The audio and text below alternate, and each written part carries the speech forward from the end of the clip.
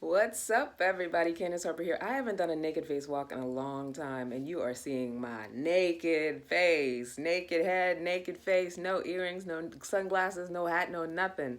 Just finished a HIIT training workout, and like I do, if you've been watching other naked face walks, I get inspired. I start thinking when I start sweating. So I'm thinking about sort of a dangerous narrative that's going on in mental health conversations these days. So, you see clips on YouTube, a lot of doctors and therapists and, people doing interviews. I watched a really great Mel Robbins episode today. I don't know if it was from yesterday or not, where there's a doctor who comes on. I can't remember her name, but she talks a lot about narcissism on YouTube. But the dangerous narrative I feel happening and the reason that I asked the question, what is the difference between validation and narcissistic supply, is that there's this idea that when you're in a relationship with a narcissist, or that people who've been in relationships with narcissists, that there's the narcissist and there's the empath. There's the dark force and there's the light force. There's the good and there's the bad. And it's so much more complicated than that. And I think what's happening with these conversations is, it's feeding into people's idea that, because everybody's a self-proclaimed empath. It's very rare that you'll find a narcissist who will admit to being a narcissist or, will have identified themselves that way. Everybody thinks that they are better than they are as a human being. Everybody, wants to say that they're empathic and that they're loving and they would never be narcissistic. Narcissists can justify whatever it is that they do. And I really think that, especially in our culture these days, we're all on the spectrum of narcissism. And yeah, some of us are a lot closer to being empaths and empathic.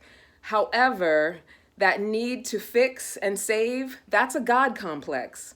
And that is a symptom of narcissism, feeling that you are as powerful as God, or at least wanting to give the impression that you have that kind of power. So we want to be really cognizant of how those lines get blurred so that we can then take responsibility for having a better experience. It's not about victim blaming. It's about, do I want to identify myself as a victim, or do I want to identify myself as someone who's really powerful and I can take responsibility for my behavior and I can own that I attracted a narcissist through my narcissistic tendencies?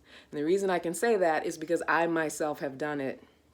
And it's what sent me on my journey of healing. I still have narcissistic behaviors left over. It still comes up. It's still something I have to be in awareness of and actually, talk myself down from, work myself out of, get back into my understanding and my compassion and my empathy. But I know that the tendencies are there if they go unchecked.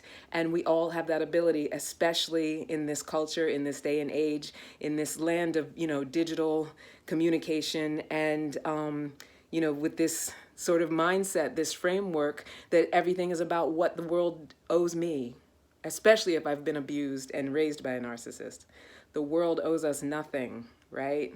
We are here to fill ourselves up in an authentic way, love ourselves in a healthy way, so that we can then overflow onto others.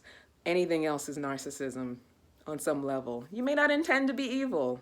And narcissists don't always necessarily intend to be evil. They just don't know any better. They're just going with their pathology. Anyway, that's all I want to say for this naked face walk. I'm looking crazy. I want to go put myself together, and I'll see you guys later. All right? I'll talk to you soon.